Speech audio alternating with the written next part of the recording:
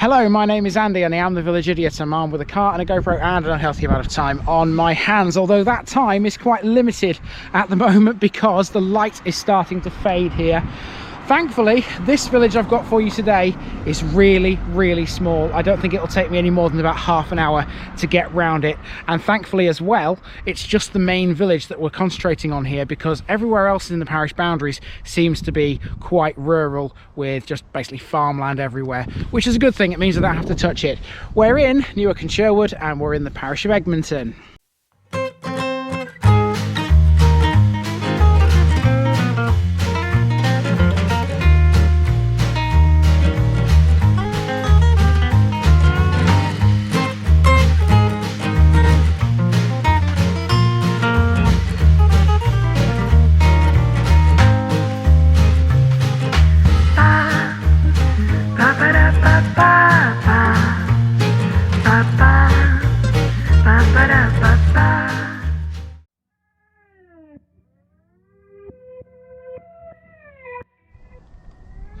Egmanton is a small village and civil parish in Nottinghamshire, and it's located 1 mile south of Tuxford and 1 mile north of Laxton.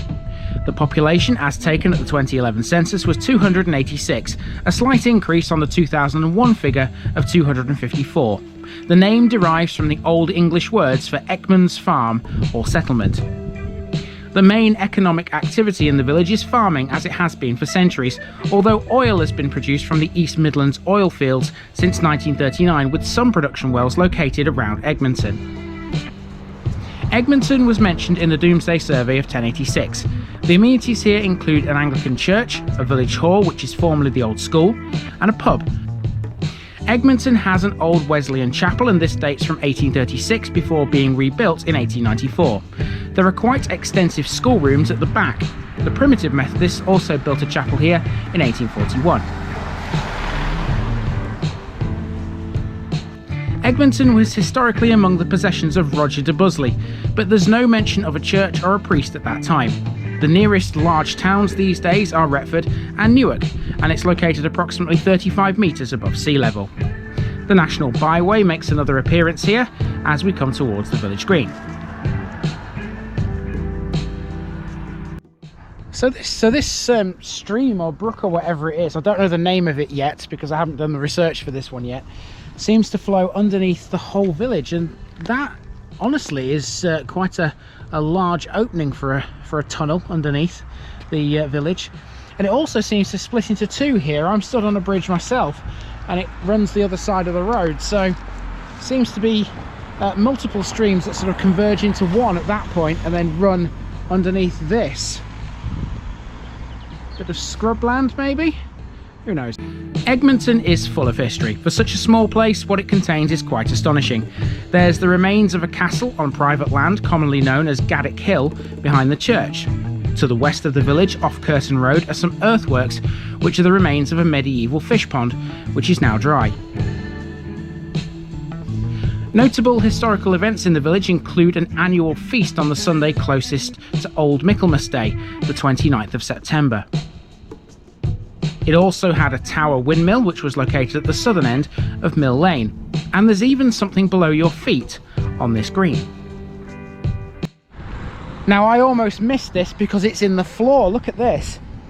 Now I can't read the top of this, but I imagine it says something like, here we are. Here lies our village history to be retrieved and updated in 2050. So underneath this slab will be a time capsule, very similar to what we saw in Wessington in northeast Derbyshire.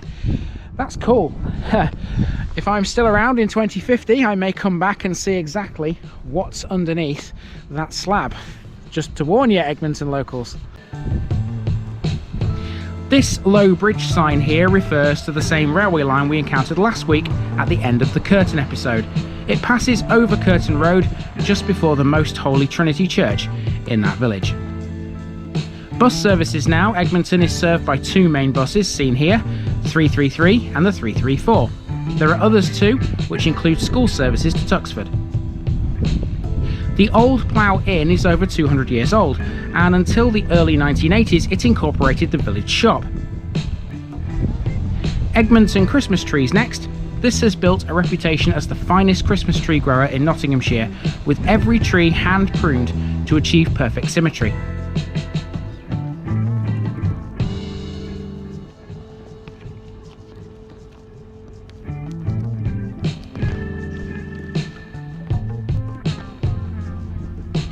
Modern-day Egmanton sees a demographic which is 96.7% white British ethnically. It has a population density of 31.71, spread as it is over an area covering almost 9 square kilometres. The average house in the village goes on the market for £410,000.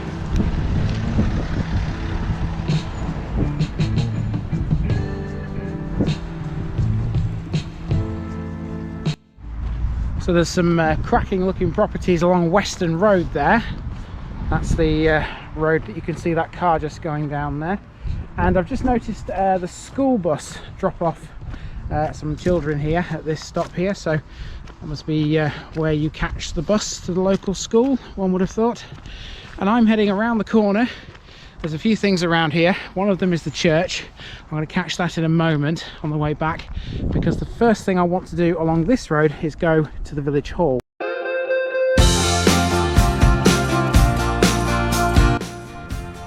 Along Tuxford Road we pass a footpath which leads over the fields to Western Road. This area is where we come across two of the village's most interesting things. The village hall is an attractive venue for a wide range of activities and serves the residents of Egmanton and the surrounding area. It's the most convenient hall for the people of Tuxford too. Originally a school, this was opened in 1899 for the education of children in Egmanton, who until that time had attended school in Laxton. In 1947, Laxton School closed and their pupils would come to Egmanton. That was until 1964, when the school closed and pupils all moved to Tuxford Junior School. Beyond this point, the road runs into the open countryside with some large attractive properties to pass along the way. Our next stop is St Mary's Church, and this is one I wish I could have gotten into. It's best known for the Shrine of Our Lady of Egmanton, contained within the church itself. The origin of the shrine is a reported apparition of the Virgin Mary to a local woman in nearby Ladywood, sometime prior to the 12th century. Until its destruction in 1547, the shrine was an object of devout pilgrimage. In the early 18th century, it became the custom in Egmanton for couples who had been married in the church to give a cake to the church bell ringers, who in turn would inscribe their names in the belfry. So just making my way back past the old plough. I'm not sure if the lights were on the first time that I came past it, but they are now. How nice does that look, guys? It's worth noting as we head back towards the beginning, the church also contains the Parish War Memorial, and it was unveiled and dedicated on Saturday the 20th of March 1920. Other notable buildings here include Egmanton Hall, which stood about half a mile west of the church, and the manor house, which was occupied by a farmer called Francis Gale in 1881. Finally, at this junction, with the light almost completely faded, I noticed something rather interesting about this part of the village.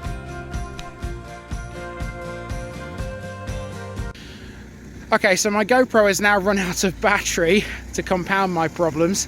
Thankfully though, I was nearly done. I only had a couple more things to talk about, and the first thing was the end of this street here, because that's where the village ends.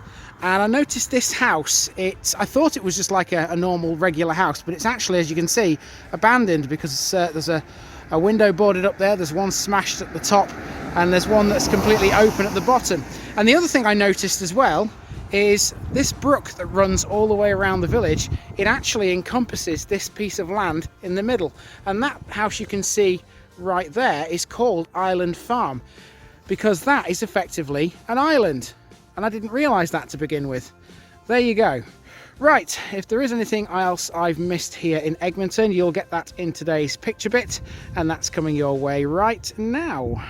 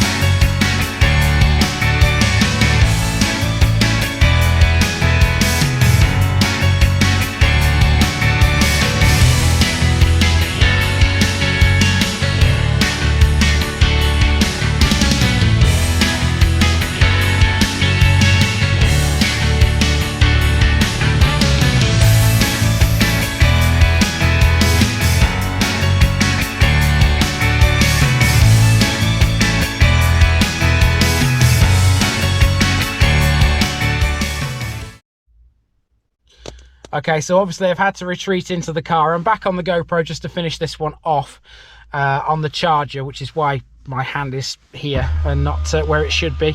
But there you go. That's the parish of Egmanton. I've beaten the dark, thankfully, but I didn't quite beat my camera battery. Never mind. But thankfully I managed to get pretty much all of it done before it became too much of a problem. And that's another one down in the district of Newark and Sherwood. 3 down now. Certainly getting on with them. 81 more to go. And I'll see you next time somewhere in Newark and Sherwood. But for now, this has been the parish of Egmanton, and I've been Andy, also known as the Village Idiot, and I'm out.